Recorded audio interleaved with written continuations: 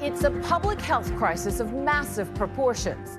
You've probably heard about the water crisis in Flint, Michigan. It's possible every single person living in Flint may have been exposed to lead through the city's contaminated water supply. The state knew about it and did nothing. Of the water supply in Flint, Michigan has sparked outrage across the country. In Canada, people are also unknowingly consuming dangerous amounts of lead from their drinking water. In some cities, lead levels were found to be comparable to those of Flint at the height of its water crisis.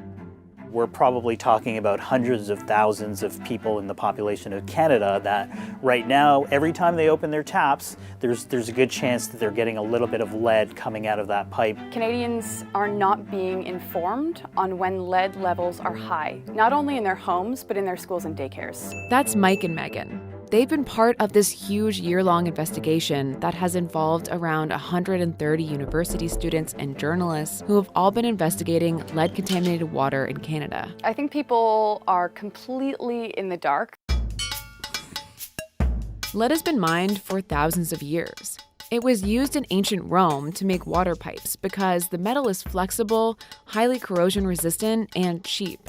Lead pipes continued to be used around the world for centuries, and eventually lead was added to other common products like gasoline and paint. It wasn't until the mid-20th century that people started to notice that it was making everyone really sick. Lead exposure in children has been linked to behavioral problems and a loss of IQ. In adults, it can cause high blood pressure, heart disease, kidney disease, and reduced fertility. Ongoing exposure to even low levels of lead can be toxic. I would say up until the 1970s, a lot of our major cities were still using lead pipes and putting them into the ground. In the 1970s, we started banning lead, which is why there has been a steady decline in lead blood levels since. Lead is one that I think a lot of people thought was a solved problem, but it's not. There are two ways lead is getting into people's drinking water. The first is that old lead pipes are aging. Water is naturally corrosive and causes pipes to break down over time, allowing lead to seep into people's water. They were largely used not as part of the city's main distribution network, but rather the portion of the lines that connect the water mains to the properties. You might live in an old home and you may have replaced your pipes, but it doesn't mean that you're free and in the clear unless the city has replaced their portion of the lead service line too. You know, one of the people we interviewed said, just imagine drinking your water with a 30-foot lead straw. The second way is through acidic source water, which is any water that has a pH level below 7. It can cause lead to leach into the water from either pipes containing lead or lead soldering. Lead is measured in parts per billion. Health Canada's guideline for acceptable lead levels in drinking water is 5 parts per billion. But both Health Canada and the World Health Organization agree that there is no safe level of lead. And the way some cities are testing for lead is problematic too.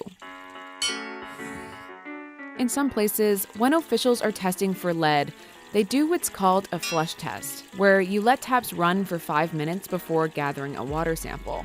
That's not actually how you drink the water, so it might not be an accurate description of what your lead levels are going to look like when you are taking that first glass of water in the morning. It's a test designed to identify whether there's a problem in the city's water, but it's not going to capture what we need to know for public health. Even based on flush tests, lead levels in Montreal still reached an average comparable to levels in Flint when similar testing was done there.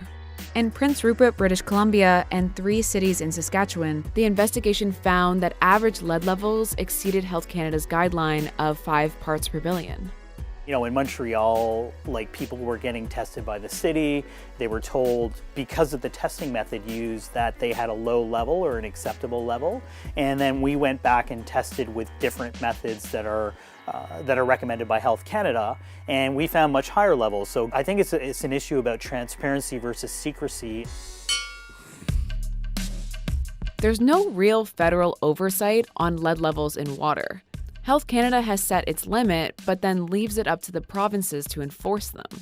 And that's why we're having discrepancies in different cities across the country, where there's one quality in this city versus another quality in another city. And only Ontario makes data on lead levels public. Nothing currently requires provinces to share testing data with residents. and often they don't. Everybody has the right to know exactly what's in their drinking water, especially if it is deemed unsafe.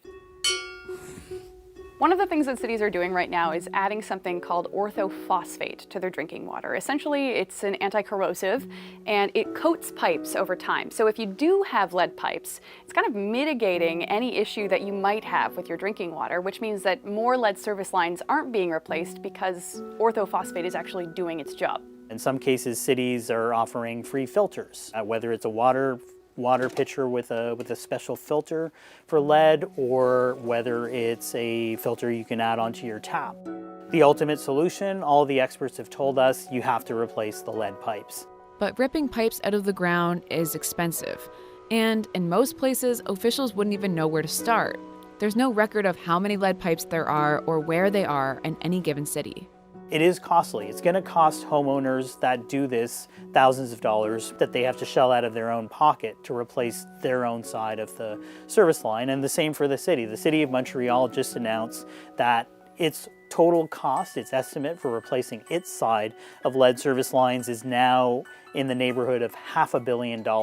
We've spoken to a lot of experts for this story, and some of them are calling this a public health crisis. It's going to continue to have long-term effects on Canadians, and I think people need to be held accountable for what's actually happening to people.